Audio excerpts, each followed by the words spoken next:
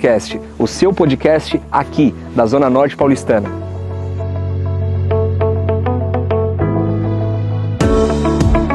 Eu, Diego Nunes, apresentador deste podcast, sou nascido e criado no Jardim Brasil, região periférica de São Paulo. Tive vários amigos que morreram e outros que se perderam para o mundo da criminalidade. Contudo, assim como eu, temos inúmeros exemplos de pessoas de sucesso que fizeram e fazem a diferença aqui na nossa região. Em cada entrevista, iremos trazer convidados incríveis que de alguma forma têm relação com a Zona Norte de São Paulo. Aqui vamos falar muito sobre esporte, saúde, educação, segurança, lazer, cultura, empreendedorismo, gestão de pessoas. São alguns dos assuntos que iremos abordar com muita sabedoria e perspicácia. Somos um elo de comunicação entre todas as empresas, pessoas, serviços, produtos, riquezas e assuntos relevantes da Zona Norte Paulistana. O bairro de Santana, um dos mais antigos da Zona Norte Paulistana, foi o lugar escolhido pelos irmãos Sr. Itamar e Sr. Douglas para fundar a Comercial Douglas, que anos após se... Sejam todos bem-vindos ao Pneus Douglas Podcast, o seu podcast aqui da Zona Norte Paulistana.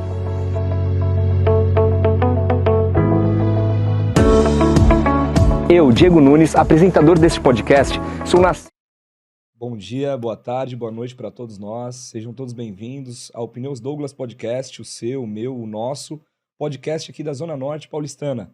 Antes de apresentar o nosso convidado do dia de hoje, um cara que eu gosto muito, acompanhei nas redes sociais, li um pouco da história, fui presenteado com um baita de um livro, um dos livros que ele escreveu. Antes de apresentá-lo, eu quero aqui passar 2 recados importantes para vocês. Primeiro, dia 21 de maio, na Avenida Dumont Vilares, mais conhecida como Avenida Nova, que não é mais nova faz muito tempo, entre as estações Tucuruvi e Parada Inglesa do metrô, a partir das 10 horas acontecerá a quarta edição do Rolemã Fest. É isso mesmo, a 4ª edição do Rolemã Fest. A primeira, que foi feita na Zona Norte, foi um sucesso, mais de 5 mil pessoas participaram. Evento realizado pelo pessoal da Moleque de Rua, tendo como patrocinador master Pneus Douglas. As inscrições são gratuitas através do site www.molequederua.com.br. Vai estar aqui na tarja para todos vocês. Chame seus amigos, familiares, para passar um dia desconectado da tecnologia e conectado com aquelas pessoas que você ama.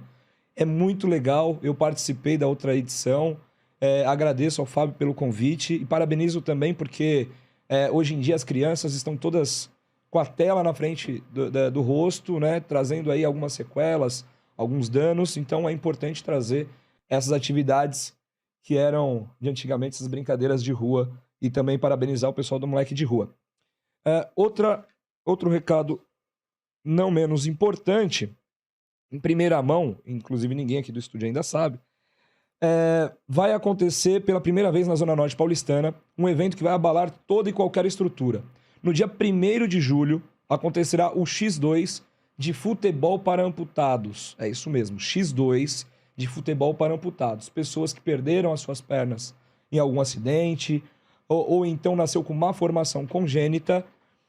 Esse evento acontecerá no terraço do Shopping Trimais, a partir das 9 da manhã. Um evento magnífico que será realizado pela F12 e terá transmissão pelo canal do Falcão, Rei do Futsal, que conta com quase 2 milhões de inscritos. Caso você queira ser um dos patrocinadores, entre em contato no direct desse Instagram, Pneus Douglas Podcast, ou no telefone 11 98879 0858. Para aqueles que não sabem, eu sou coordenador de futebol da Seleção Brasileira de Futebol de Amputados e nós estamos trazendo para a Zona Norte essa apresentação. O Fábio já acompanhou, entre outras pessoas que acompanham, sabe o quão importante é, não só para os amputados, mas para aquelas pessoas que assistem e acabam se apaixonando. Então, é uma das atividades que eu faço com muito carinho, com muita atenção, com muito amor, voluntário, e nós estamos trazendo para a Zona Norte de São Paulo em primeira mão aqui para todos vocês. Então, não se esqueça de se inscrever no canal, ativar o sininho de notificação, que é importante, compartilhar com o pessoal que você conhece.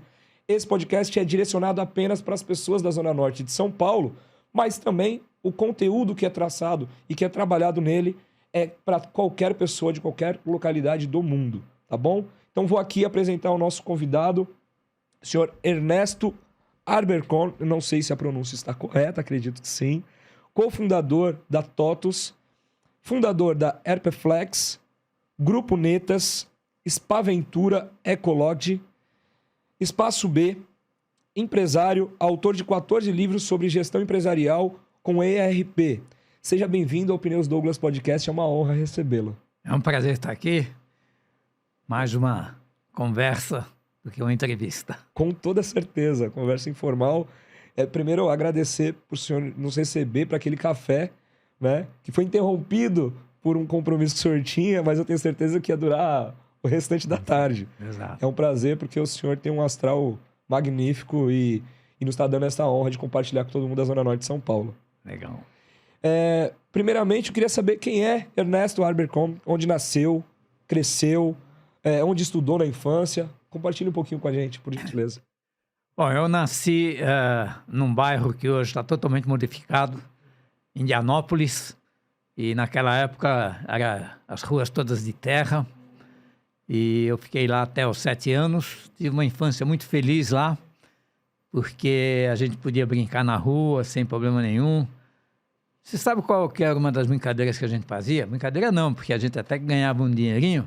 Qual? Garrafeiro metaleiro. O que é isso? Eu não A gente saía na rua com uma carrocinha e comprava das pessoas jornal velho, garrafa, latas, e depois tinha um depósito lá que comprava da gente esses restos que as famílias deixavam, né? Então, e qual que era a idade do senhor? Hoje ainda tem essa tarefa de garrafeiro, metaleiro. Sim. E qual que era a idade do senhor nessa época? Nessa época eu fiquei lá até os 8 anos, né? Nasci lá. Sim. E vivi lá até os 8 anos. E foi uma época muito feliz por causa disso, porque a gente podia brincar na rua, jogar futebol na rua. Tive muitos amigos lá. E depois eu mudei para a Rua Batatais, no Jardim Paulista. Aí já foi um lugar mais civilizado, vamos dizer assim. E hoje Indianópolis está um bairro muito bacana lá, né? Todo asfaltado e tal. O senhor tem amigos lá ainda? Não, eu tenho ainda um primo que mora lá. Sim. Que ficou lá naquele bairro. Minha família, minha avó morava lá também, então a gente visitava muito lá. Mas naquela época tinha até um rio que atravessava o bairro, que hoje também foi coberto, né? E quando o senhor passa nos dias de hoje por lá, quais as lembranças mais afetuosas que o senhor tem? Eu morei na Rua Gaivota, então nessa rua eu tenho assim uma lembrança forte. E hoje Indianópolis e Brooklyn lá tá cheio de barzinho, né? Ficou um bairro bem bacana, gostoso de ir. Então às vezes ainda vou lá. E tenho dos amigos que eu tive lá, não restou nenhum, pelo menos na vivência, né? Sim, sim. Mas foi uma infância bastante feliz. Aí depois eu fui para a Rua Batatais, aí eu fui estudar no Teixeira Branco, era uma escola, ficava infelizmente na Rua Guarará, eu carrego R, então o pessoal tirava sarro da minha cara. Tá na Rua Guarará. Depois eu fui estudar no Dante. Mas foi uma infância bem feliz. Opa, desculpe. Não, que isso, fica à vontade. Desliga aí. Podcast é isso, não tem... E meu pai é alemão, né? Sim. São refugiados judeus alemães que vieram para o Brasil. E ele foi fotógrafo, ele montou uma empresa, a Fotolabor. Eu fui trabalhar com ele também aos 14 anos. Dos 14 aos 18 anos eu ajudava ele lá no escritório dele. Aprendi também bastante coisa. Ele queria que eu seguisse a carreira, mas a área de tecnologia foi mais forte. Já tinha picado, já tinha picado. Mas assim, na escola, ensino fundamental, ensino médio, não era médio, acredito que antigamente... Não, era primário, ginásio e científico. O senhor sempre foi aquele aluno exemplar, de sentar na frente ou gostava de uma bagunça? Olha, eu gostava de estudar, viu? É. Eu estava vendo outro dia meus boletins e eu tinha uma sina que eu só era segundo lugar. Eu nunca fui primeiro lugar. Por quê? Porque tinha um menino, que até hoje eu me lembro o nome dele, Pedro Espina, que era um CDF de primeira linha. E ele tirava 10 em tudo. Então, a minha disputa era em segundo, terceiro lugar, quarto lugar. Sim. Então, eu, no Teixeira Branco, fui sempre bom aluno. Aí, depois, consegui entrar no Dante, onde eu fiz o ginásio e o científico. Também, ali já não era tão bom aluno. Aí eu já virei um pouco mais bagunceiro. É. Mas gostava da... O senhor falou de barzinho, essas coisas? Já existia essas saídas na época? Tinha. Eu tive uma infância, uma juventude muito legal no Clube Paulistano. A gente começou a fazer muito esporte lá, futebol, vôlei, basquete. Eu sempre gostei de fazer todos os esportes. Todos mal, mas fazia todos. E aí, até uma lembrança bacana é que no clube a gente formou uma turma famosíssima, que chamava Vikings, os conquistadores. Porque a gente ia nas festas e conseguia conquistar todas as meninas. O senhor com olho claro, galanteador ou não? A gente tentava, né? Meus amigos também tinham... eu não era muito bonito, baixinho, não muito bonito. Porque, não sei se você sabe, mas eu sou filho de judeus. Sim. Né? Toda a minha família é judaica. E meu pai era uma pessoa, assim, também bastante liberal, como eu, né? Então, ele um dia, do nada, resolveu se converter para o catolicismo, né? A família toda, só ele, e minha mãe e minha irmã, a gente se converteu para o catolicismo. E aí, é curioso porque, a partir do Teixeira Branco, onde eu fiz o curso de catecismo, para fazer a primeira comunhão, eu virei um católico fervenho. Eu não faltava a missa no domingo de jeito nenhum. Sim. Às vezes até teve vezes em que eu deixei de viajar com meus pais, porque eu perguntava, mas no lugar onde nós vamos, lá no interior, num hotel, tem igreja? Não. Opa, então caramba, não vou. Que legal. Porque eu não faltava na missa. Aí depois comecei a faltar, né? Hoje em dia eu vou de vez em quando ainda.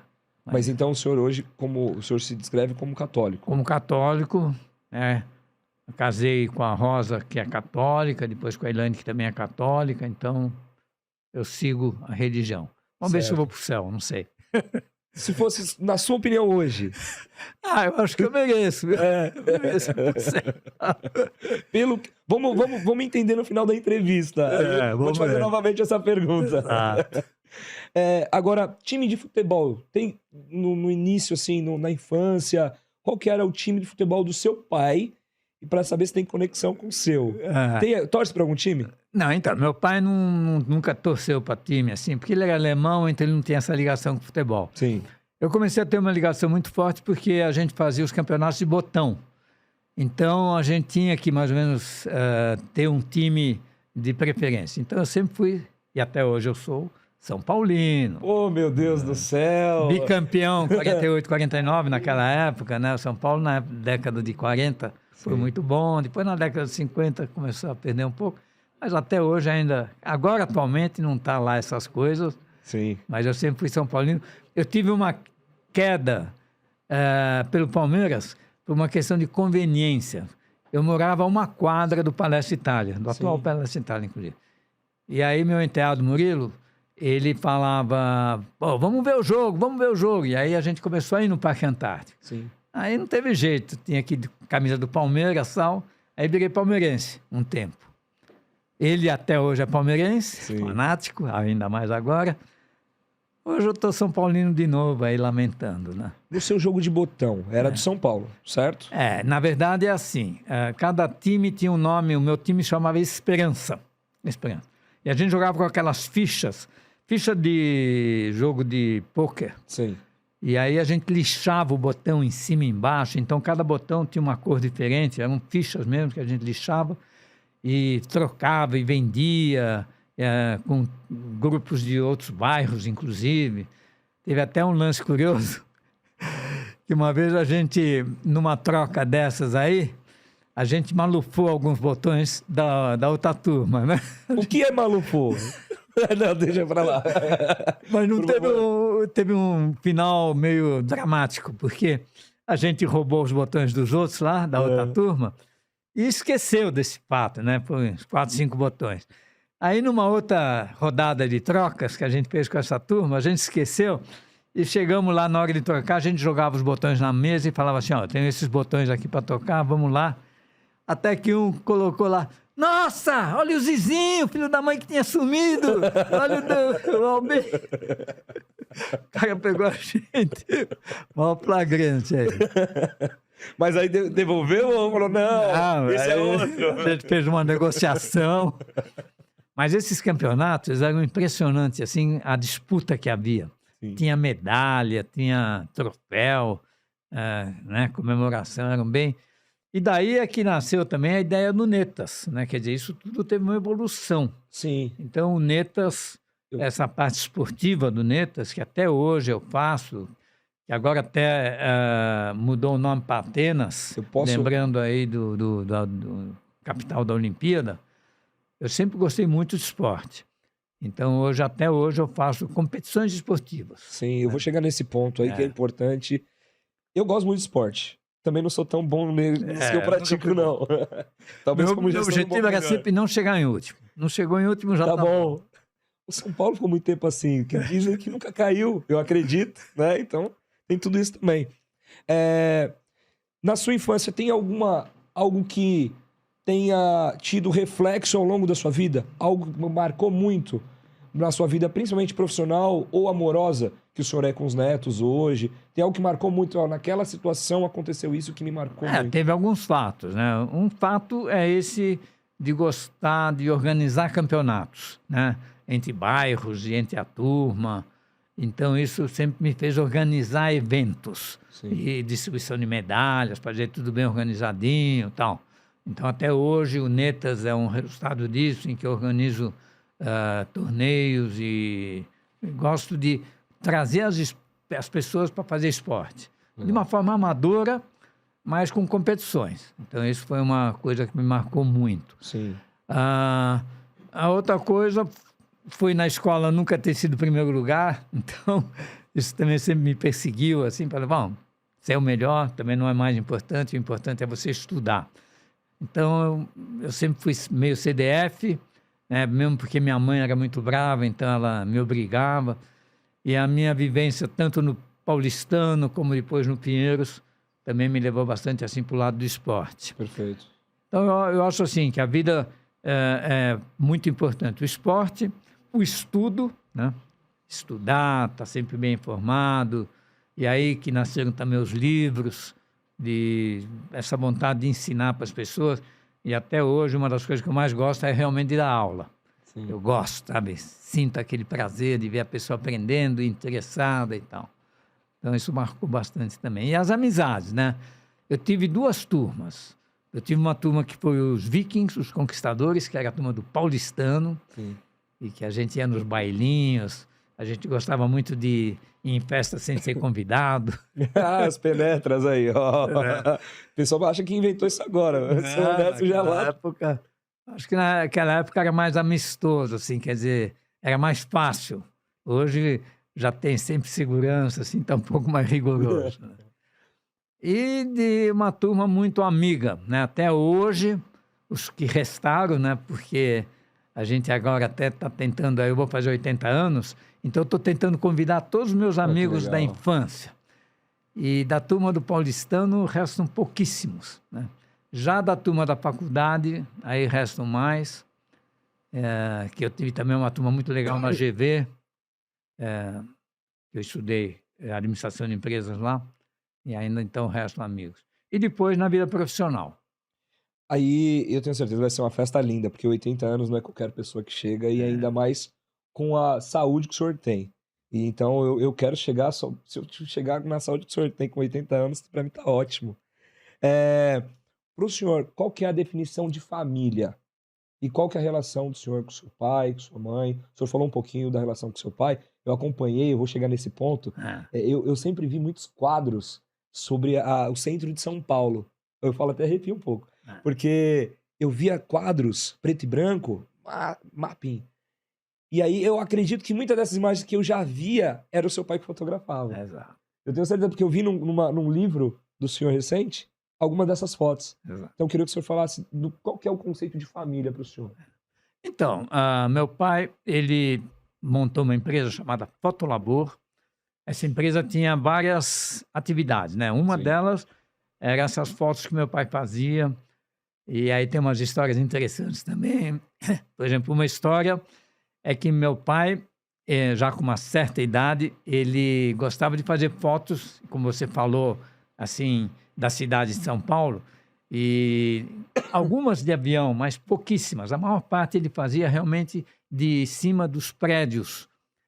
E então ele ia, por exemplo, no Banespa, no antigo Banespa, que agora é Santander, e teve uma ocasião, uma história bem interessante, é assim, ele foi lá no Banespa fazer uma foto do Anhangabaú, e aí ele, naquela época, tinha aquela máquina Linoff, que era uma máquina grande assim, e tinha o tripé, e ele subiu lá em cima, no último andar, lá no topo, quase na antena do prédio, e aí me ligaram, né, falaram assim, olha, vem aqui no telefone, né, me ligaram no telefone, fala com teu pai aqui, ele está querendo subir lá no último andar do prédio, num lugar perigosíssimo, com uma máquina enorme e tal. E aí eu falei, olha, eu não posso fazer nada, ele está aí, ele sempre foi assim teimoso, ele vai subir e tal. E aí ele subiu lá em cima para tirar essas fotos que você fala que saíram bacanas e realmente de cima ficam bem boas. Mas aí o curioso foi que no sábado, no domingo, no sábado, a gente sempre ia almoçar com ele, né? Eu e minha esposa, a gente ia almoçar na casa dos meus pais. E aí eu cheguei lá e falei, ô pai, o que aconteceu aí? Outro dia me ligaram que você queria subir não sei aonde para tirar uma foto e tal. Como é que foi essa história? Eles são uns idiotas. O foto saiu ótima. Olha aí. Ele subiu lá. Mas subiu de qualquer jeito. Não tinha como segurar. Ele fazia fotos, então, de São Paulo, mas o forte dele, onde ele realmente ganhava dinheiro, ele fazia fotos industriais, que a gente falava na época. Porque naquela época era muito caro você fazer impressos. Então, as empresas que vendiam móveis e produtos que eram colocados em lojas, eram feitos através de fotografias e álbuns fotográficos. Sim. Então, ele fazia aí 30, 40 cópias do álbum com os produtos dos clientes dele, e esses álbuns eram levados pelos vendedores nas lojas, né, das fábricas, que iam revender o produto. Então, aqueles álbuns eram usados. E aí eu trabalhei uma época com ele, eu trabalhei com ele dos 14 aos 18 anos. E nessa época, então, eu fazia esse trabalho, tirar fotos de peças, de vasos, de cadeiras, de móveis. E então esse era um trabalho que realmente mais rendia para ele. Mas uma outra coisa curiosa que ele fazia a revelação e a ampliação das fotos dos times de futebol. Né? Então os fotógrafos, como até hoje, vão no estádio e fazem aquelas fotos dos times, né? Antes do início do jogo. E depois, no dia seguinte, na segunda-feira, formava fila em frente ao laboratório dele, lá na General Osório, dos fotógrafos que levavam os filmes para ele revelar. E aí eu revelava e depois secava as fotos, entregava para os fotógrafos. Com certeza nessas fotos tinham várias pessoas que depois viraram jogador de seleção, jogador Isso. Então, aí tem uma história até curiosa. Outro dia eu contei essa história, não sei para quem, o cara falou, eu vou te acusar porque você roubou direitos autorais. Que foi o seguinte, quando o Brasil foi campeão em 58, a gente tinha fotos que esses fotógrafos trouxeram para ele revelar e ampliar, da seleção brasileira, principalmente do Pelé. Nossa. E aí eu e um amigo meu pegamos as fotos lá no laboratório, né? Fizemos um monte de cópia e fomos no Anhangabaú vender as fotos quando estava a chegada da seleção brasileira. Né? Chegou o Pelé e todo o time lá de Congonhas, vieram de caminhão, né? Até o Anhangabaú. E eu e meu amigo vendemos lá um monte de fotos. Fez muito dinheiro nessa época, com certeza. Exclusividade. Eu tava com 14 anos. Sim. Agora, o que me chamou muita atenção o senhor é formado em administração de empresas. Isso. O senhor ficou 4 anos, que é o tempo da faculdade também, 4 anos de administração de empresas. O senhor ficou 4 anos com o seu pai, trabalhando na empresa dele. qual foi o maior aprendizado entre a faculdade e os 4 anos que você trabalhou na empresa do seu pai? O que trouxe mais reflexo para sua vida? Bom, aí tem uma decepção, vamos dizer assim, porque quando eu estava trabalhando com meu pai na Fotolabor, estava lá aprendendo fotografia, ele tinha o desejo de que eu trabalhasse com ele. Sim. Aí eu comecei a fazer... Aí eu queria fazer engenharia, mas a química me derrubou. Eu tinha uma professora de química, que me desculpe o Colégio Dante Alighieri aí, mas não me dava condições de passar no vestibular de engenharia, porque eu não entendia nada de química. Eu não sabia nem o que é H2O. Caraca. Tem uma ideia. E aí, na época, a GV estava realmente começando. Eu entrei na 3ª turma da GV, ainda na Martins Fontes. Sim. Então, eu falei, bom, já que engenharia não dá, vamos fazer administração de empresa. E aí eu comecei a estudar administração de empresas. Enquanto eu estava estudando administração de empresas, eu ia de tarde trabalhar com meu pai.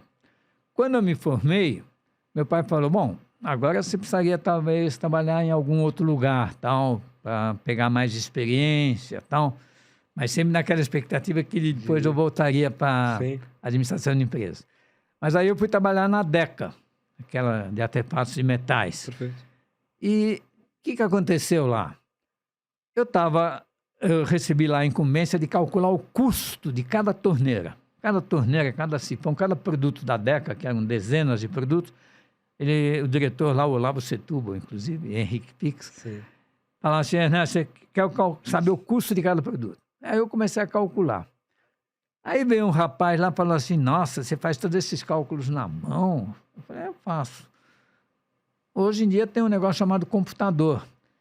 Bom, enfim, a DECA, ela usava o computador lá na IBM, no centro de São Paulo.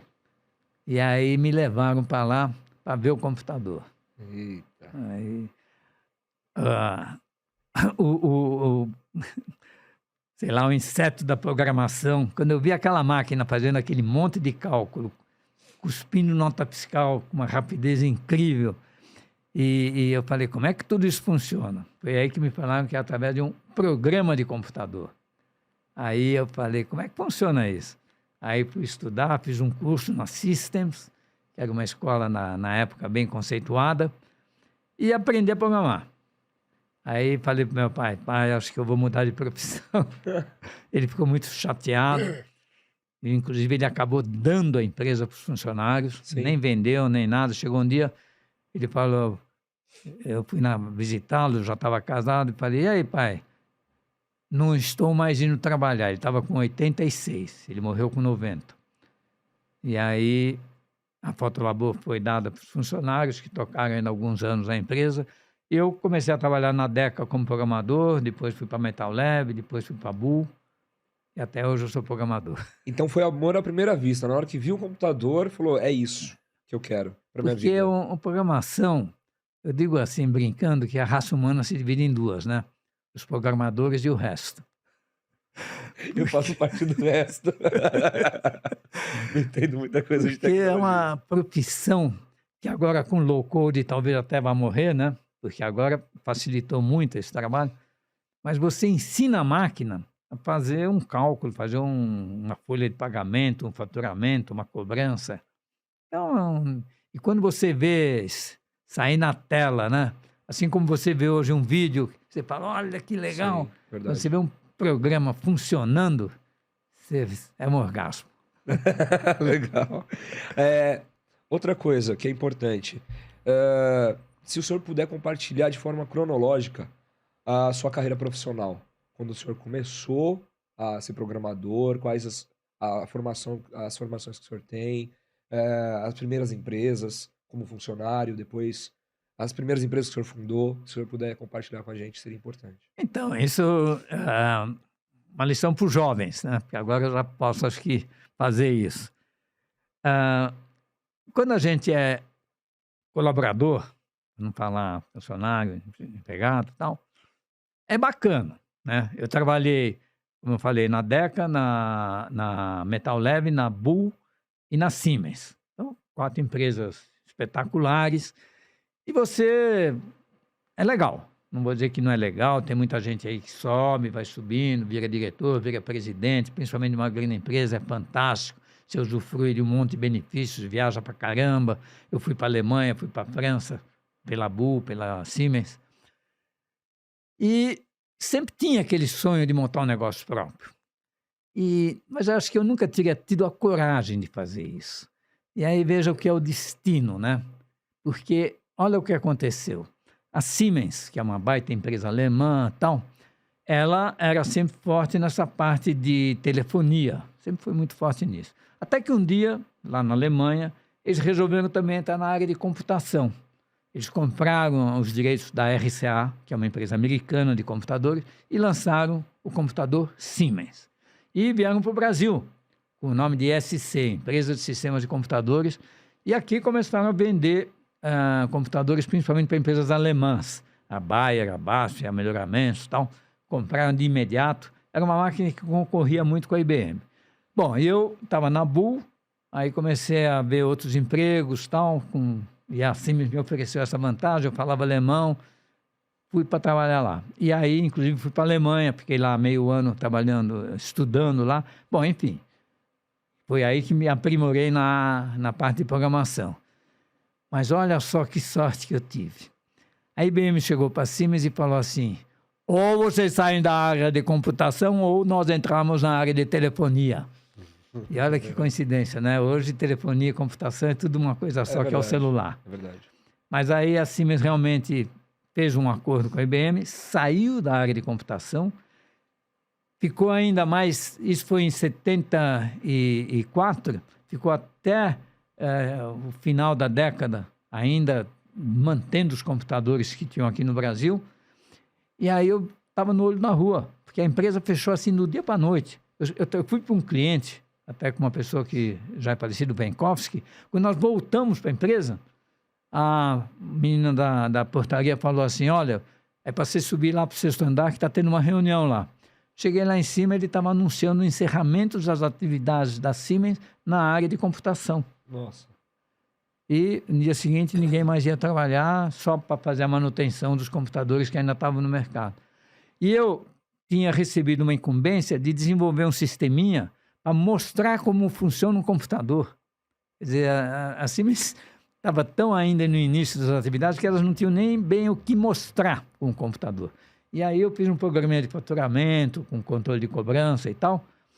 E aí eu cheguei para o meu chefe e perguntei, escuta, Cote, eu posso usar esse sistema aí para vender nas... Eu tenho alguns amigos que têm empresa. Ele falou, pode. Se um dia funcionar, pode, ele falou. E aí eu comecei a vender o sistema.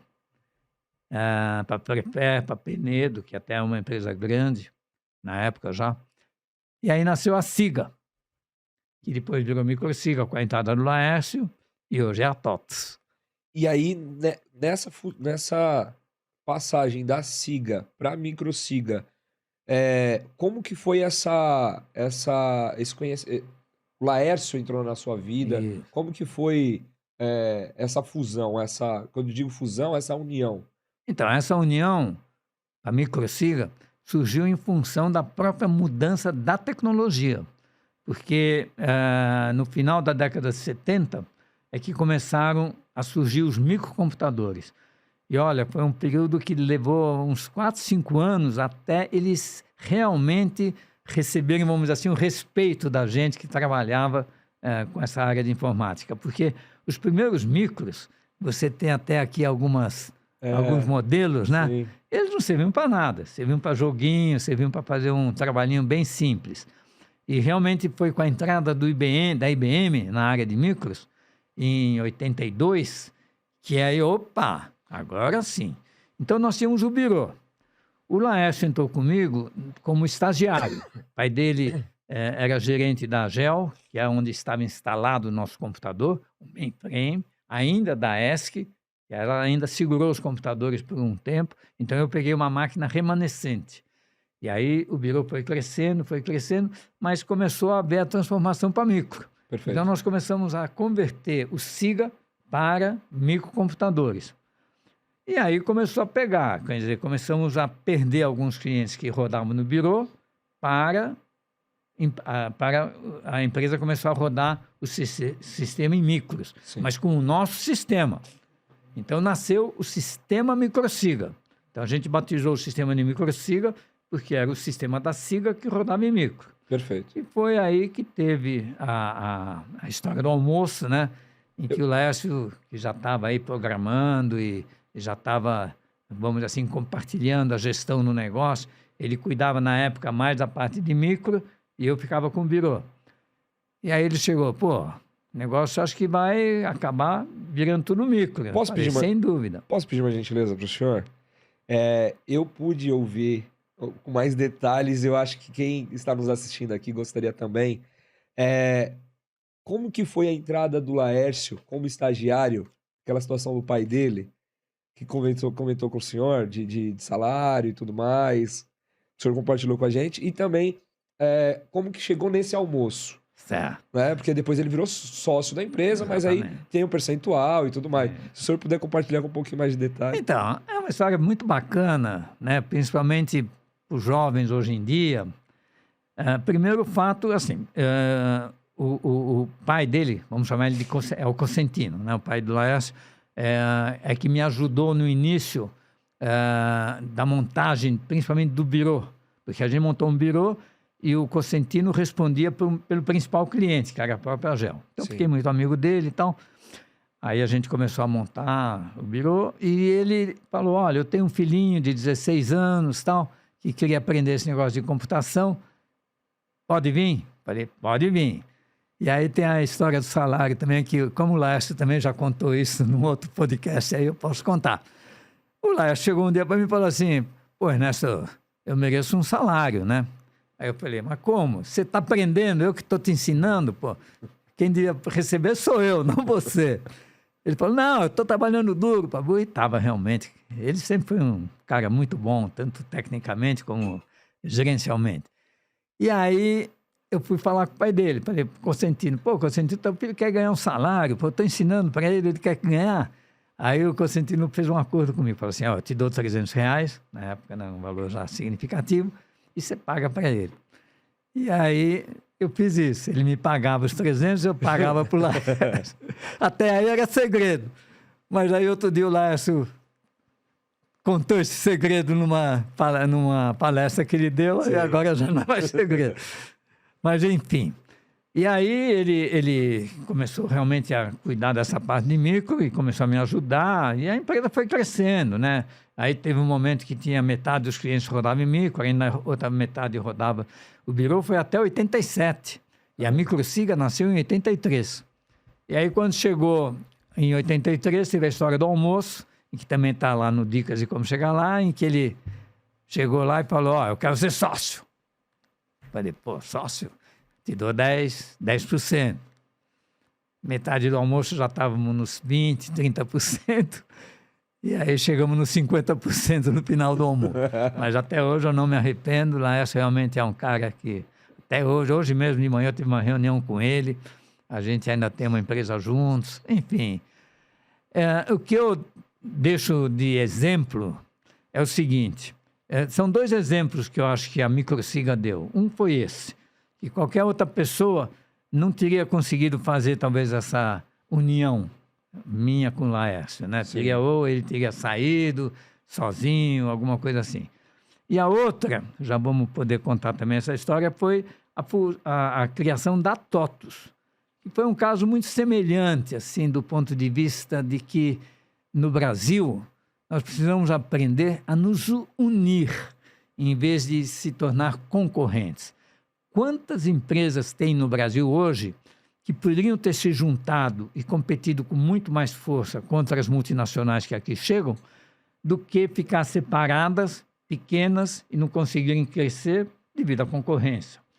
Então, no final da década de 90, quando a gente recebeu a ameaça da SAP e da Oracle, e de outras empresas internacionais que chegaram aqui, a gente viu, olha, agora é o nosso fim, porque foi a abertura do mercado que permitiu que essas empresas entrassem aqui com um potencial tremendo, né? SAP, BAN, Oracle e tal. E nós começamos a conversar, e aí teve uma participação muito forte também do Laércio, com os concorrentes, com a RM, com a DataSul e com a Logocenter. Imagina, inimigos, mas a gente começou a se aproximar e falar, ó, ou a gente se junta ou nós vamos ser engolidos.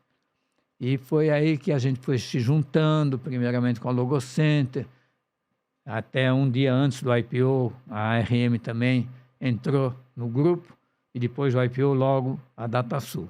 Então, com a formação dessas 4 empresas, a gente realmente conseguiu competir com essas empresas, principalmente com a SAP e com a Oracle. Hoje, o Brasil é o único país do mundo onde a SAP não é o maior faturamento, a TOTVS é maior que ela, e a TOTVS hoje também já está mundialmente aí no mercado, graças à simples conversa com os concorrentes para combater, não digo combater, mas pelo menos fazer frente às empresas estrangeiras e manter o mercado forte, em vez de deixar para essas empresas multinacionais. Isso foi uma baita estratégia, porque se não tivesse tido isso, acredito que vocês estariam concorrendo entre si. Exato. E não teria força para concorrer. Uma vez nós estávamos no stand da Penasoft, e aí veio lá o alemão, e eu falo alemão, né? Então ele chegou para mim e falou em alemão, Ernesto, não se preocupa, nós só vamos ficar com as grandes empresas, vocês podem ficar com as pequenas. Olha isso. E hoje a TOTVS é dona das grandes empresas. E o Laércio, ele é da Zona Norte. Exato. E aí, por isso, a TOTVS está na Zona Norte? Exato. Porque nós estamos na Alme de Melo, lá no bairro das Perdizes, num imóvel alugado. E aí a Microsiga já tinha crescido bastante, né, da década de 90. E a gente estava até em outro prédio também. Então, a gente já estava com umas 6, 7 salas. E aí, um avô dele tinha um terreno, que é onde eu estou hoje, inclusive, por coincidência, e a gente, então, resolveu construir um prédio na Brasleme, que foi o primeiro prédio da Microsiga na Zona Norte. Depois a gente alugou o prédio vizinho, aí depois a gente construiu o prédio onde a TOTVS ficou de 92 até 99, até 2006, na verdade, que é aquele conjunto de 3 prédios que até hoje estão lá alugados. E no início da década de 2004, 2005, a gente começou a construir, a gente comprou aquela empresa de ônibus que tinha na Brasleme, onde a gente começou então a construir o prédio atual, onde está a TOTVS. Aí construímos lá aquele prédio, também foi um grupo de pessoas encabeçadas pelo Laércio, eu e outras pessoas. Sim. E hoje a TOTVS está lá. E qual que é a relação do Ernesto com a Zona Norte em si? Eu, com a Microsiga lá, com a TOTVS, tudo, ganhei um grande carinho. E a prova é que quando a Elaine resolveu, isso foi na década de 80, fazer um salão de beleza, né? A gente casou. Aí ela falou, eu quero trabalhar. Eu falei, boa. O que você quer fazer? Eu quero fazer um salão de beleza. E aí, primeiro, a gente fez uma parceria com o Toninho Ruiz, que é pertinho lá da rua onde ela está agora. E um dia vimos uma loja de imóveis e compramos o terreno, aí construímos um baita salão. Aí tem uma história curiosa também, que o arquiteto que fez a obra do Espaço B era meu amigo. Aí eu ia nas reuniões, e, né, sempre maneirando, porque minha mulher tem um pouco a Elaine tem um pouco maneira de grandeza. Aí eu segurava, não, desse tamanho tá bom, porque o terreno era grande. Aí eu falei, não, esse parte aqui de estacionamento, vamos fazer estacionamento aqui no fundo e tal. Isso, a gente faz o prédio aqui. Já tinha um prédio lá, mas a gente reformou totalmente o prédio. Aí teve uma reunião que eu faltei. Foi nesse dia. Aí chega na reunião seguinte, o engenheiro, que era amigo meu, falou assim, e aí, Ernesto, você gostou? Eu falei, eu tô gostando, tá legal, né? Esse prédio aqui, o estacionamento vai ficar muito bom. Ele olha para a Elaine e fala assim, Elaine, você não contou para ele? Ela falou, não tive coragem. Bom, em suma, o estacionamento virou um segundo prédio maior que o primeiro. Hoje o Espaço B é, em área física, o maior salão do Brasil, em termos de metros quadrados. É um sucesso, mas não foi fácil chegar lá pelo tamanho que ele é. Com 3 andares, estacionamento no último andar. E onde é localizado? Ele está na rua Afonso... Como é o nome da rua? Hã? Tolly. Augusto Tolly, na rua Augusto Tolly. É no bairro de Santana? Bairro de Santana, lá uma travessa da Engenheiro, então, bem Legal. pertinho da gente, 5 minutos de carro de lá. Então tá a Brasleme, depois sobe lá mais para a zona da Engenheiro, ao lado do Hospital Mandaqui lá. E teve um detalhe para isso, né? Porque parece que quando teve alguma venda de parte da TOTUS, não sei se foi isso a palavra correta, e aí o senhor decidiu montar algo para a esposa, para os filhos, algo parecido ou não? Não foi isso? Não, eu sempre quis que todos os meus filhos tivessem seus negócios e aí foi o IPO, né? Aí Quer dizer, foi na quando época do foi IPO. feito o IPO é uma coisa muito bacana, porque você abre o capital, você recebe um bom valor e depois tem aí nos dividendos e tal. Então eu sempre procurei realmente, hoje eu sou pobre, porque eu já doei tudo para meus filhos e para minha esposa. Então, eu falei assim, ó, todo mundo tem que trabalhar. Então, a Elaine tem o salão, a Patrícia e a Daniela têm o hotel, que inicialmente a gente deu o nome de Spaventura, porque realmente tem muita atividade esportiva lá, e é um mini spa, hoje chama Hotel Fazenda Morros Verdes, e para o Alex, que é o meu filho, nós temos o Hotel Banana Bambu em Ubatuba. Então, hoje eu estou com esses 4 negócios, né? O Hotel Ubatuba, o Hotel Fazenda Morros Verdes em Ibiúna, o Salão de Beleza Espaço B e a RP Flex. A RP Flex nasceu quando a empresa abriu o capital, aí me colocaram no conselho. Olha que bacana o conselho. Ernesto, agora você só precisa vir uma vez por mês, participar de uma reunião que normalmente já está tudo decidido, mas você vai ter que aprovar as coisas lá. Eu era do Conselho de Tecnologia. E aí eu fiquei 3 dias em casa, não deu. Não conseguiu ficar em casa. Consegui. E aí eu falei, bom, eu quero fazer alguma coisa de programação, né? Porque ainda na época eu programava muito. E aí eu fiz um sistema na nuvem, que é o RP Flex. Aí comecei a desenvolver, aí já fui contratando mais pessoas, aí a empresa não poderia, esse software não poderia ser da TOTUS, porque como eu ainda sou acionista lá, então não podia ter um outro produto, e também não havia interesse, porque o Proteus é um sistema completo e tal, então não tinha muito sentido a TOTUS agora fazer um novo sistema. E aí também, como eu era parte interessada, eu fiquei com a RP Flex, e hoje eu estou lá com a RP Flex, estou na Brasleme, num prédio que era o primeiro, esse prédio que era do avô do Laércio, Sim. o terreno. Estou muito feliz lá, com uma equipe fantástica aí, o sistema está crescendo, está indo bem, é um sistema na nuvem, tem algumas coisas diferenciadas, eu estou com bastante gente que até é ex-Microsiga, ex-TOTUS, que está comigo. E estamos no mercado mais de pequena e média empresa. Sim. Pequena empresa, média empresa, o software tem um valor bem menor do que o Proteus, que hoje é um software mais focado em grandes empresas. E a gente está aí no mercado, firme e forte. Eu cometi um erro, vamos dizer assim. Não sei se você conhece o JavaScript, é uma linguagem. Essa linguagem me derrubou. Por quê? É porque ela faz coisas simultaneamente. Esse é o motivo que eu alego, mas é porque acho que também eu comecei a me enferrujar um pouco em programação e eu precisava cuidar muito da parte administrativa. Enfim, mais ou menos uns 2 anos atrás, eu falei assim, eu vou dar uma parada de programar. Estou extremamente arrependido, estou tentando voltar para a programação, porque eu já falei, né, que a programação te torna uma pessoa diferenciada. É porque, qual que é a vantagem da programação? Que você começa uma tarefa e em uma semana aquela tarefa está concluída, né? Terminou o programa. Então você tem uma sensação assim bacana a cada semana, a cada poucos dias. Sim. Então é um trabalho que te dá incentivos a todo momento, né?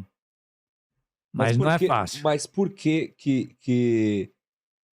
o senhor falou que te prejudicou essa fala do senhor? Qual fala? Do JavaScript. Então, não, o JavaScript é uma linguagem que ela faz vários tratamentos simultâneos, né? Você está digitando o dado na tela, ao mesmo tempo que ela está processando alguma coisa que já foi, que está ainda atualizando os arquivos, ela já te apresenta a possibilidade de você digitar novos dados.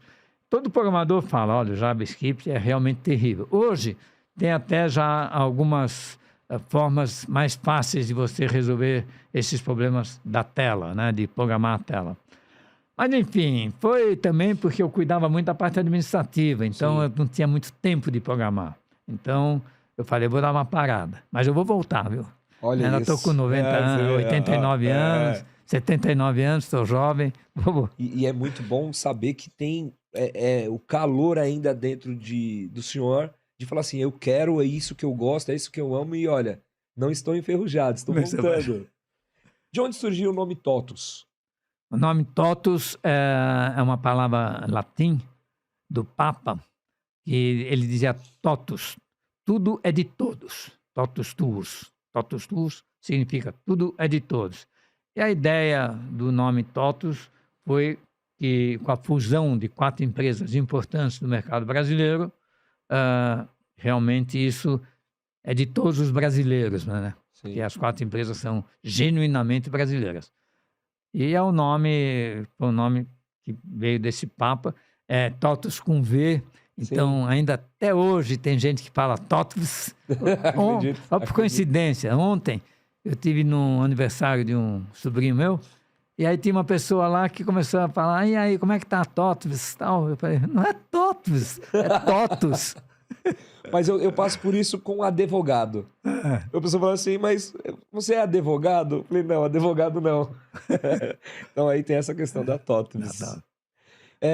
E o cuidado com a Braskem, qual que é a relação com a TOTUS? Porque ali tem o paisagismo, tem algumas benfeitorias que foram feitas naquela região. A TOTUS que encabeça isso? A Braskem é uma avenida muito bacana, né? Bem arborizada e sempre foi muito bonita, mas quando a gente estava crescendo lá, quando a gente construiu o prédio novo, prédio que não é esse atual, mas já na época que a gente construiu outro prédio, e o Laércio é da região, e o pai dele foi também muito da região.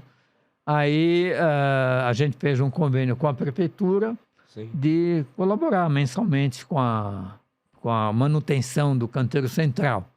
E também era uma boa jogada de marketing, né? Porque eles colocam aquelas placas. As placas, é verdade. TOTUS mantém esse local e tal.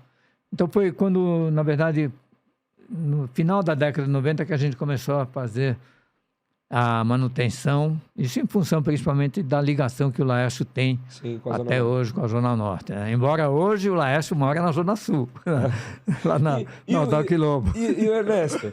O Ernesto mora... Eu moro no Jardim das Perdizes, é Zona Oeste. Sim. Mas eu estou a 6 minutos do meu escritório. Então eu fico entre o trilho do trem e o rio. Sim. E aí a Zona Norte é depois do rio, né? É verdade. Então eu estou bem pertinho.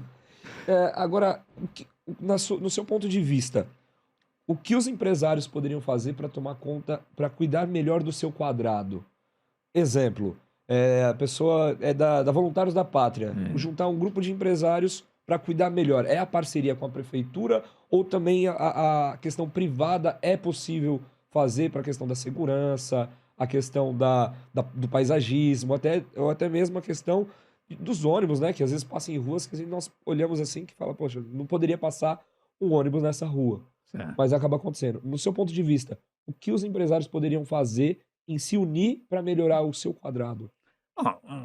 Uma questão, eu acho que de a prefeitura ela permitir que a empresa que faça esse benefício, né, que toda empresa tem interesse em publicidade, né, esse fato. é o que move, né, que traz cliente e tudo.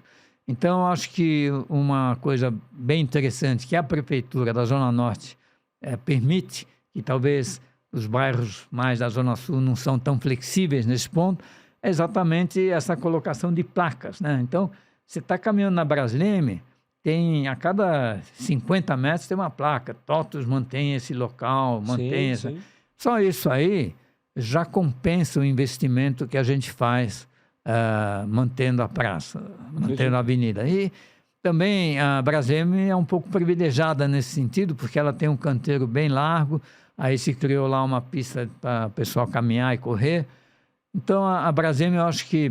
E também, praticamente, uma boa parte da Braskem tem um muro do aeroporto, né, de Marte. Sim. Então não tem muita empresa na região, a não ser próximo da Marginal. Sim. Mas, sem dúvida, que eu acho que a prefeitura e esse prefeito que está aí, ele é bem favorável também a essa ideia, né? E quanto mais houver a fusão ou a colaboração das empresas com o governo, em todos os sentidos, mais benefícios a sociedade vai ter.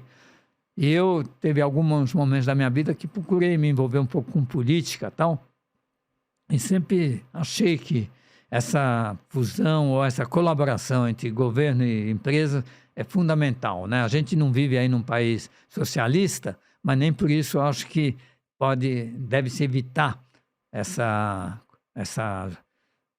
colaboração, né, entre os dois segmentos. Acredito muito nisso. Muito. Mas aí hoje não participa tanto efetivamente da política. Apesar que eu acredito que política nós fazemos todos os dias em qualquer lugar. Mas já foi convidado alguma vez para sair como candidato? Eu fui presidente da CESPRO, né, durante 6 anos. Sim. 4 anos na Nacional, na de São Paulo, depois fui na Nacional. Até hoje sou diretor da Nacional, da São Paulo. Sim. E acho assim que nós temos sindicatos e nós temos associações. Então, na minha palestra, inclusive, eu coloco isso, que os empresários, é muito importante eles participarem, né, das associações e dos sindicatos. Principalmente, sabe para quê? Para conhecer concorrentes. Porque eu acho assim que a gente, na CESPR e também nos sindicatos, a gente soube usufruir, né? Até a própria fusão. Por exemplo, um dos inícios da TOTUS começou com uma amizade que eu tive com o Petroco, que era um dos diretores da Logocenter. Aonde eu conheci o Petroco? Ele foi meu vice-presidente na CESPRO. Aí. Então, isso cria uma sinergia entre os executivos, né? Porque na associação ou no sindicato, todo mundo é defensor daquela profissão, do todo. Sim. Então, você cria essa amizade, né? Então, num país capitalista como é o nosso, que cada empresa por si, Deus por todos, é importante essa... Então, eu coloco na minha palestra um dos mandamentos aí da boa gestão, dos princípios da boa gestão una-se aos seus concorrentes através dos sindicatos e dos sindicatos e das associações, não só para conseguir algumas vantagens junto ao governo, né, com essa união, claro, uma força, como conseguir melhorar a situação dos colaboradores, que também tem muita influência do governo, enfim. Acredito muito nisso. Qual o tamanho da TOTUS hoje, nacional e mundialmente falando? O tamanho? O tamanho que eu digo é a representatividade da TOTUS. Olha, hoje, como eu falei, o Brasil é o único país do mundo onde uma empresa nacional é a maior, né? A TOTUS é maior do que a SAP. No resto do mundo, mesmo nos Estados Unidos, a SAP é a maior empresa de software. A TOTUS hoje é uma empresa de capital aberto, ela faz aí os seus follow-ons, ela está crescendo, ela já está em dezenas de países, ela tem um faturamento aí de bilhões, está com 3 bilhões e pouco de faturamento, uma lucratividade muito grande, e sem dúvida que ela vai continuar crescendo. O mercado de software está se tornando um mercado complexo no sentido de que você hoje não tem só o RP, né? O RP é uma das dos softwares que existem. Agora teve o RP Summit, que é uma exposição feita pelo Marcelo Signorini, que até é ex-colaborador da TOTUS, em que se juntam todas as empresas de ERP, né? Por isso que chama ERP Summit. Nesse ano, nós tivemos apenas 5 empresas de software, de ERP. Caramba. Entre elas a ERP, a ERP Flex, a Senior e outras, as duas multinacionais, aí, a Microsoft e a Oracle. E a TOTUS tem um evento dela, então é por isso que ela não participa. O resto, as outras 50 empresas que estavam lá, eram de componentes ligados ao ERP. Então, componentes restritos da área financeira, da área de pessoal, da área de marketing. Então, o ERP, o software hoje de gestão de empresas, ele está muito segmentado em pequenos softwares focados, especializados naquela tarefa dentro da empresa, informatizando o seu processo com muito mais profundidade, e o ERP fazendo toda a gestão desses softwares e, evidentemente, das áreas mais tradicionais, como faturamento, cobrança, pagamentos, quantas a pagar, quantas a receber. Para nós caminharmos aqui, eu quero te dar um presente, agradecer a sua vinda aqui. Não terminamos, tem mais algumas poucas perguntas, mas é com carinho, tá? Espero que o senhor goste. Aqui, ó. Deixa eu entregar para o senhor verificar. Opa! Por favor. Espero ter acertado esse presente. Uma xícara. Aqui é sempre bom, né? A gente Sim. toda hora tá Do outro vendo lado. o nome. Pneu Douglas. Opa, e aqui? Pelo menos eu tô de cabelo branco. Tô de cabelo branco. E agora, Eu vi. outro dia no espelho, agora só cabelo branco. Idade. E mais um quadrinho. Sim. Também com a... Mas tô bonito aqui, hein? Espero que o senhor tenha gostado. Muito. Obrigado. É de um amigo nosso, né? Flaviano.art, que faz a caricatura. E aí deu esse presente para nós aí, pro nosso convidado. Os dentes aqui, ó. Esses dentes aqui são meus. São seus? Eu paguei. Não. Não, mas o senhor também faz stand-up, não é possível. Porque na hora que a esposa falou assim, vou trabalhar, boa. O senhor faz stand-up também nessas palestras, não é possível. Uma outra pergunta. Qual a relação do esporte na sua vida? O senhor já falou um pouco sobre ele, sobre a relação do esporte. Se o senhor quiser deixar um pouquinho pro canto, fica à vontade. E qual a importância do esporte na sua vida? Então, o esporte começou pelo fato de que eu tive um início de paralisia infantil. Sim. A minha perna esquerda é bem mais fina do que a direita, mas graças a Deus, porque na época não tinha ainda vacina contra a poliomielite, eu não fui atacado a ponto de ficar realmente um paraplégico. Então, o médico falou para minha mãe, ele teve muita sorte, mas ainda com 5, 6 anos, quando eu comecei a receber um tratamento através de massagem na época, não tinha remédio, não tinha vacina. Sim. Ele falou assim, muito esporte, muito esporte.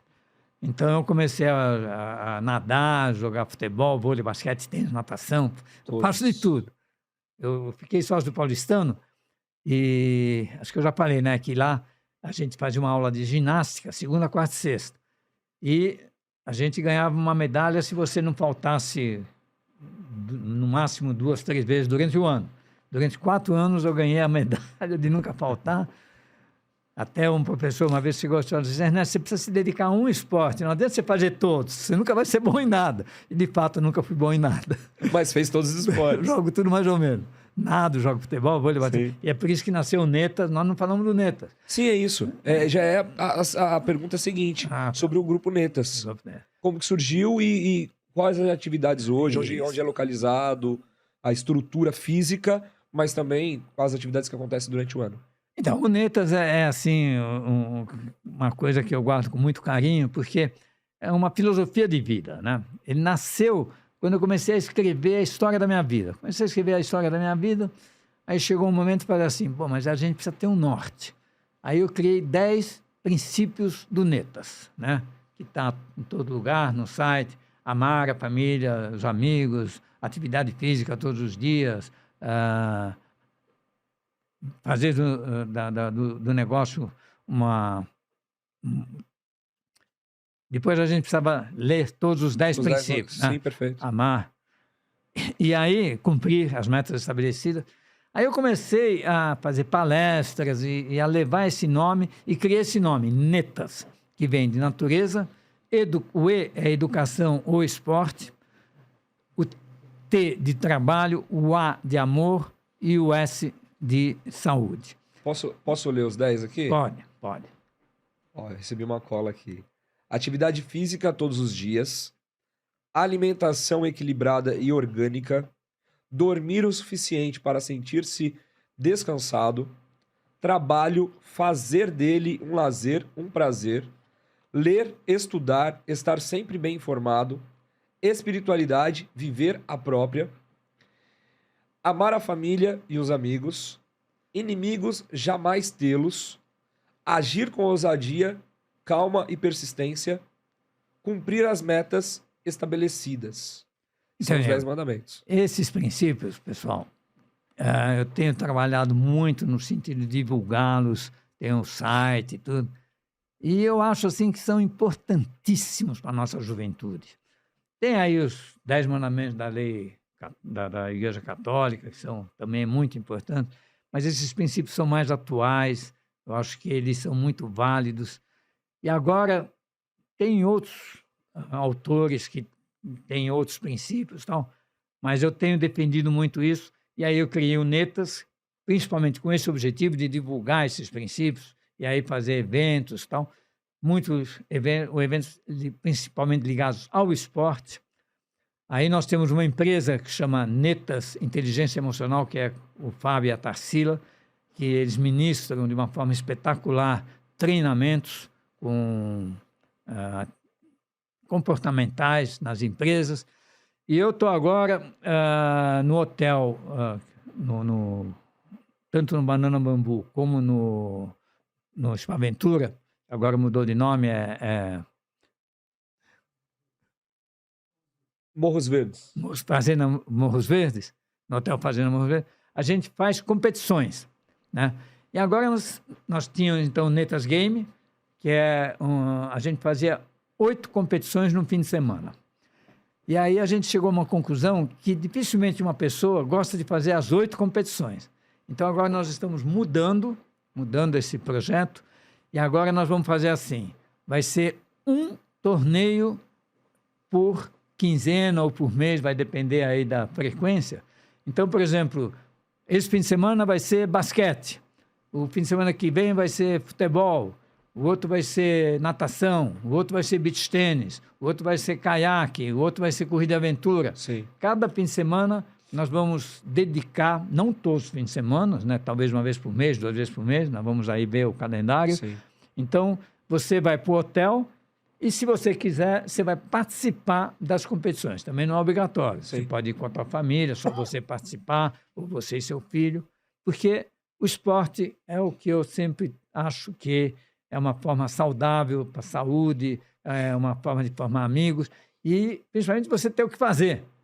Eu não me conformo, às vezes eu vou no hotel, o hotel tem 36 quartos, então cabe bastante gente lá, o pessoal fica passeando, olhando o céu, coisa que você pode fazer em qualquer lugar. Sim. E que é legal, mas não é emocionante. No celular. Celular. Dormindo. Vai no hotel ficar dormindo. E aí pode praticar essas atividades. Então pode praticar essas atividades. Nós até estamos mudando o nome, para esse tipo de atividade, nós estamos dando um nome específico de Atenas, que tem as mesmas letras do Netas, né? Mas tem um A a mais. Esse A é exatamente de... como é que é? Não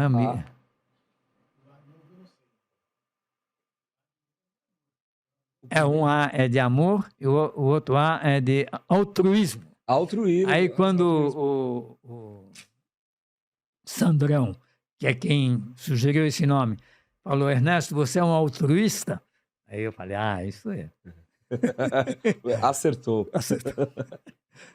E aí agora, como as pessoas que frequentam ou participam desses esportes, obrigatoriamente elas estão hospedadas nos hotéis. Isso, ela fica, o hotel na região lá de Ibiúna, então é meio afastado, a pessoa vai lá, fica no hotel e pratica esses esportes. Hoje, quando você for no hotel, tem um baita poliesportivo, tem lago, tem campo de futebol, Legal. vôlei, basquete, tênis, natação, tudo.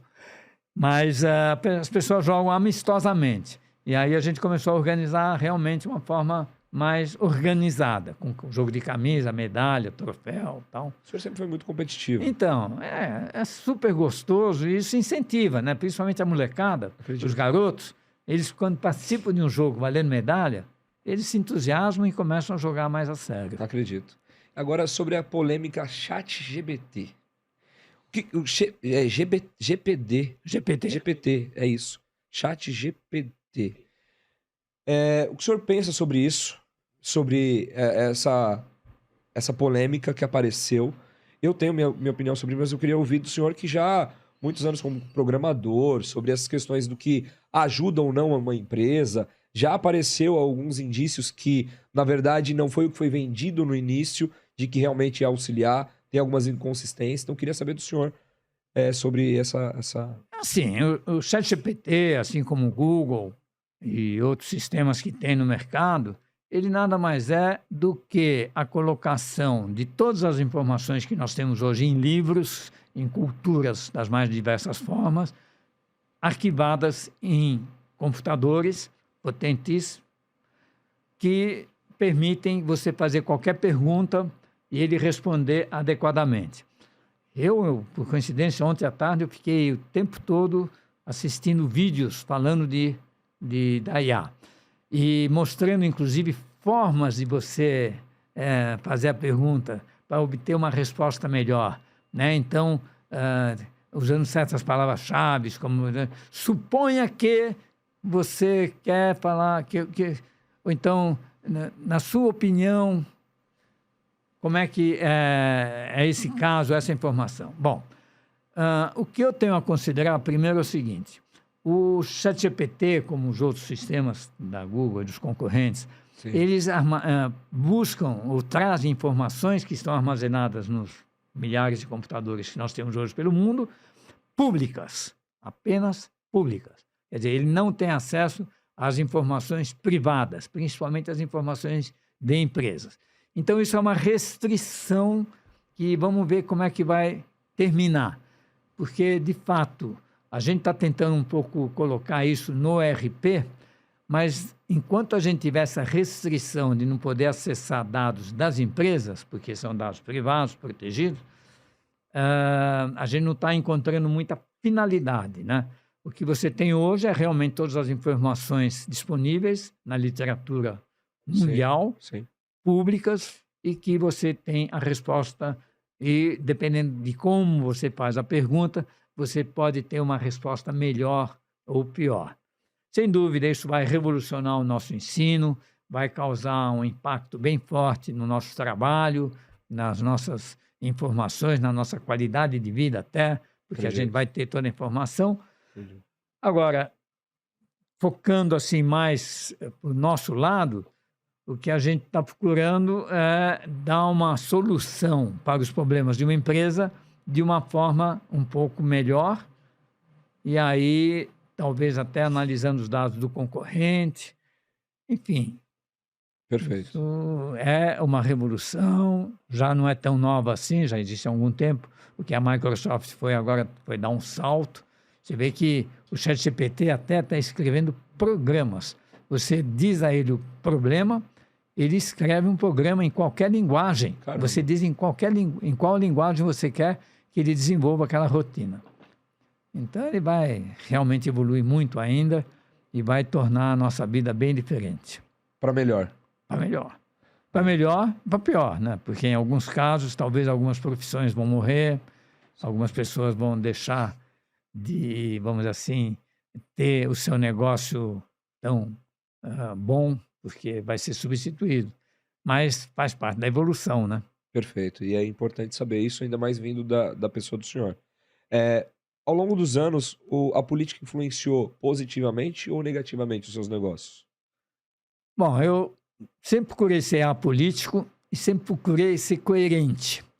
Então, eu nunca fui muito a favor ou contra, por exemplo, a direita ou a esquerda. Eu acho que tanto a direita como a esquerda têm suas qualidades, suas vantagens, seus benefícios e suas coisas ruins.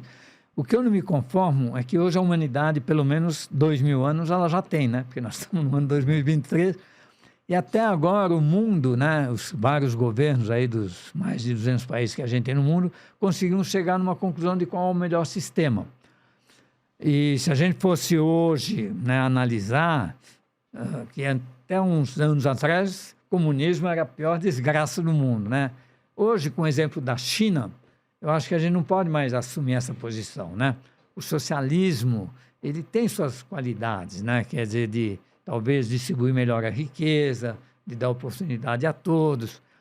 Agora, o mundo, eu acho que tinha que se unir e não ficar um criticando o outro, em tentar chegar num sistema político ideal, que é, sem dúvida, o pessoal às vezes fala assim, o socialismo, né? Porque você tem o comunismo e o capitalismo. Então, o do meio é o socialismo, mas quando se fala em socialismo, se fala mais para o lado do comunismo, né? Enfim, eu acho que o governo é importante, está na economia. No Brasil, nós temos grandes empresas governamentais que dão aí um progresso, mas a iniciativa privada também é indispensável. E é interessante, mas eu acho que a China é hoje o país que está melhor mostrando que conseguiu montar um sistema que levou ao desenvolvimento. Sim. Eu estive na China faz tempo, já na Olimpíada que teve lá, e vi que o povo lá é feliz. Mas vamos ver se a gente unifica, né? São tantos países no mundo, podia fazer um congresso aí e falar assim, pessoal, a partir de hoje, todo mundo vai ter o mesmo sistema político. Perfeito. O que, na opinião do senhor, andando pela Zona Norte, mesmo de carro, ou a pé, ou com alguns amigos em restaurantes, o que seria a melhorar na Zona Norte? Bom, a Zona Norte ela precisa crescer do ponto de vista comercialmente, né? Porque quando a gente vê o trânsito em São Paulo, o fluxo que tem pela manhã da Zona Norte para a Zona Sul e à tarde da Zona Sul para a Zona Norte, a gente conclui que a Zona Norte é uma zona residencial e a Zona Sul é a zona dos negócios, né? Então, eu acho que a gente tem que mudar isso. Eu acho que está mudando, né? A TOTUS já é um marco na Zona Norte e tem muita empresa, vocês mesmos estão aqui, embora está em outro município, mas está na zona mais norte de São Paulo. E a Zona Norte tem avenidas espetaculares como a Brasleme.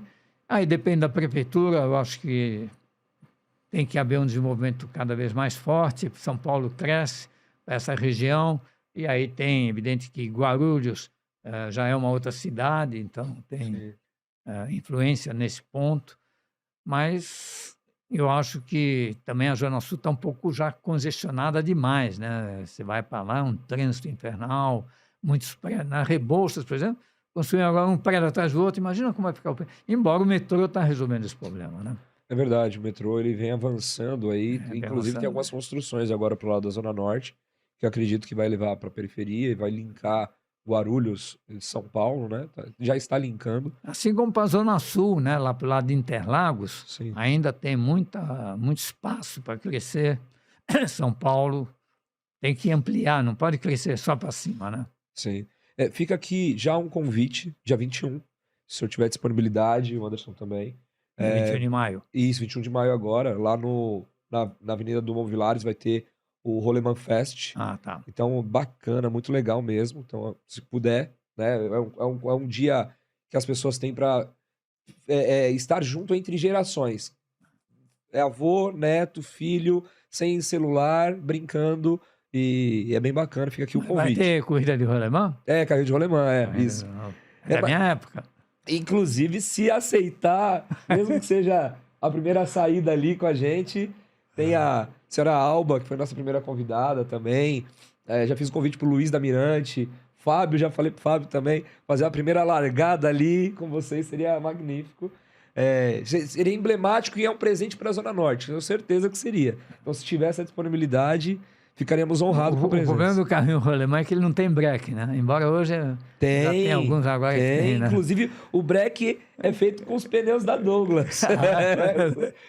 São feitos com pneus... Não deixa eu mentir, hein, Fábio? Mas na minha época o carrinho rolemã não tinha breque. E eu morava perto da Alameda Campinas. Nossa, cada turma. E os deles, os tampão do dedo. Uma pergunta, fotografia ou mídia social? Fotografia antiga ou mídia social hoje? E por quê? Bom, a fotografia tem o seu lado romântico, e aí uma coisa muito importante é o seguinte, a fotografia é uma coisa concreta. Então, ela nunca morre, né? Você vê as fotos do meu pai, você vê na minha casa, no meu escritório, penduradas na parede. Enquanto que tudo que é mídia é no computador. E aí uma curiosidade também que eu gostaria de falar, que é o seguinte, a gente guarda vídeos, né? Você deve guardar seus vídeos de tudo que você faz, tal. Mas não deixe de fazer um diário. Por quê? Porque o vídeo você fez e ficou lá num site e tal, chega uma hora que você não tem mais acesso. Por exemplo, eu tenho uma caixa, que eu até dei para o Anderson, para ele tentar destrinchar, de CDs. Você não consegue ler. Logo, também a mídia social, a mídia que está aí gravada na Google e tal, vai mudar a tecnologia, você não vai poder mais acessar. Então, uma recomendação que eu dou é, primeiro, faça um diário, que aí é papel, você escreve a sua vida, então você pode a qualquer momento ter uma recordação do que você fez. E segundo, e esse fim de semana eu passei fazendo isso, até agora, nós já estamos no mês de maio, eu não consegui montar o álbum de 2023. Eu tenho fotos desde mais ou menos a década de 70, 80. Um álbum para cada ano. Nossa. Mas esse ano aqui de 2022, que eu estou terminando de coletar as fotos, está com 950 fotos. Eu faço questão de imprimir as fotos, porque são fotos que estão lá no celular e que daqui a pouco eu perco o celular, ou, sei lá, enfim, tudo que é mídia é bacana, o acesso está super rápido, fantástico, chega a todo lugar, rapidamente, você bota aí, mas não tem assim, perece, não vive eternamente. Dificilmente você hoje consegue ver alguma coisa que você gravou há 10 anos atrás, enquanto que um álbum você consegue. Eternamente, o álbum. Ainda pegar aquele, lembra do que você colocava no olho assim? Pra ver a foto no fundo? Negativo. Eu via dos meus avós, das minhas... Pô, mas também, aí acaba o visor e tal. O negócio é papel. Papel não morre. Uma última pergunta. Hoje, se o Ernesto pudesse dar um conselho ou falar algo para o Ernesto lá da infância ou da adolescência, o que seria? Bom, o conselho básico meu são os 10 princípios netas.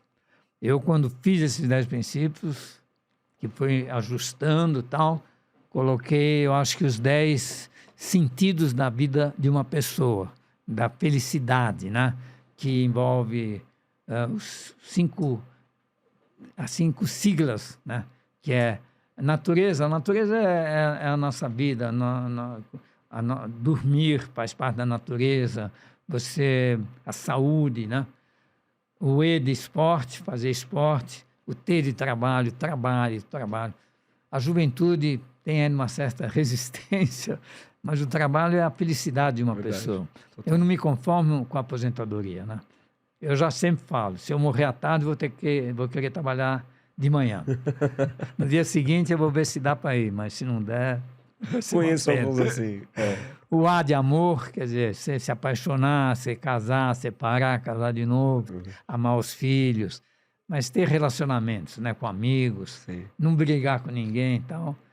E o S, cuidar do corpo, né, saúde, né, fazendo esporte, não fumando, não bebendo muito, um pouquinho pode. Mas tendo exatamente esse cuidado também das doenças, né, tentando sempre ir ao médico e cuidar da saúde. Então, acho que o Netas simboliza todo esse lado aí de uma vida feliz. Muito legal, muito bacana. E se o senhor Ernesto pudesse falar com o Ernesto de 15 anos, com a idade de 10, 12 anos, qual seria a visão que o senhor passaria? O que o senhor falaria para esse Ernesto? O Ernesto de hoje, falando para o Ernesto da infância. Eu acho assim, que na infância são duas coisas que eu procurei fazer, né? Um pouco por pressão da minha mãe, que era muito brava, mas que é fazer esporte, um pouco também por causa do meu problema físico que eu tive, que me entusiasmou ou me obrigou a fazer esporte e estudar, né? Ser um CDF, porque você, quando começa a estudar, é uma progressão geométrica, porque você começa a entender, e conforme você começa a entender, você começa a gostar. Então, o problema todo é o pontapé inicial. Você pode ver que todo garoto que começa a ser um bom aluno, ele se torna um bom aluno eternamente, porque aí ele começa a ter gosto de estudar. Enquanto que o aluno que não é um bom aluno, que não estuda, é por um azar, que ele não conseguiu entender aquela disciplina, e aí ele não gosta de estudar. E aí ele não estuda porque ele não gosta, porque ele não entende. E aí entra também num círculo vicioso. Sim. Então, cabe aos pais procurar colocar ele no trilho certo. Muito legal, muito bacana. Vou agradecer muito a presença do senhor, essa oportunidade que o senhor está nos dando. Não vou falar só para a minha pessoa, mas também para todo mundo do estúdio e para quem está nos assistindo. Você que está aqui a primeira vez no canal, deixe seu comentário, ative o sininho de notificação, deixe um comentário. Quando eu coloquei uma caixinha de perguntas, indique o próximo convidado. Foram várias pessoas indicando a pessoa do senhor. Então, a admiração que o senhor construiu ao longo da sua vida. Então, deixa aqui esse recado para vocês. Se você quiser também conhecer os nossos estúdios, fique à vontade. Fica aqui o convite também. Agradecer todo mundo que está aqui no estúdio. Anderson, Diegão, Fábio, Eliel, Diego. Pô, 3 Diego, sempre 3 Diego no estúdio. O Diego Matos, que não pôde vir hoje, seria 4 Diegos também. Diego. 4 Diego é demais. E todos 86, talvez por causa do Diego Maradona. Tem o Diego. Eu nasci em 86 por causa do Diego Maradona. Então, agradecer muito. Foi muito rica a nossa conversa. E, obviamente, reitero o convite para o dia 21, se tiver disponibilidade. Sem dúvida, estaremos lá. Se o senhor quiser falar deixar mais algum recado, suas redes sociais, para quem quiser te acompanhar, seus projetos, por favor, essa é a sua câmera. O que o senhor precisa. O que eu acho assim, Diego, tanto esse trabalho seu estúdio aqui espetacular, ele está permitindo que nós, pessoas físicas que não somos da imprensa, vamos dizer assim, que é uma profissão, né? O camarada que trabalha no rádio, na televisão, no jornal, o Anderson, que está aqui, é jornalista, então ele escreve até artigos. A gente não tinha possibilidade de se expressar para o público, né? De dar nossa opinião, de falar para as pessoas. E com todo esse processo da internet, com os canais aí, com o YouTube, com o Instagram, está dando essa oportunidade para nós que somos amadores, praticamente, nessa tarefa, né? A gente tem a nossa profissão, tem nossos trabalhos e tal, de oferecer nossa opinião, de fazer entrevistas, de expressarmos. Então, com isso, eu também entrei nessa onda aí, estou com um canal no YouTube, vai lá e dá um like, assiste os vídeos. E também esse programa Ernesto Responde, ele nasceu em função de um projeto que eu tenho, que é o RP em Sala de Aula, em que o aluno faz um exercício. Isso eu já faço desde a época da Microsiga, da TOTO. Eu forneço um exercício para o aluno aprender um RP. E aí, muitos alunos hoje estão fazendo em faculdades, eu estou com mais de 3 mil alunos nesse momento fazendo exercício, e eles têm dúvidas. Então, eu criei o Ernesto Responde para eles fazerem isso. E o canal é Ernesto Responde. Ernesto Responde. Mas você entra no YouTube, digita Ernesto Responde ou ernestoabercorn.com.br. Eu estou com mais de 600 vídeos lá, entre técnicos e qualidade de vida. E é uma possibilidade que nós, como eu, você, que somos pessoas inteligentes, tem de se expressar para a sociedade, coisa que antigamente só se você saísse na rua com megafone e ficasse berrando, né, para as pessoas. É verdade. Então, muito obrigado por mais essa oportunidade que eu tenho aí. E o seu público, sem dúvida, é maior que o meu, então acho que vai pegar muita gente aí para... Essa simplicidade, essa simpatia que eu quero levar ao longo da minha vida, e foi uma aula aqui hoje para todos nós, eu tenho certeza. Muito obrigado a todos que nos acompanhou, deixe seu like, como eu falei. Esse foi mais um Pneus Douglas Podcast, o seu, o nosso, da Zona Norte de São Paulo. Muito legal.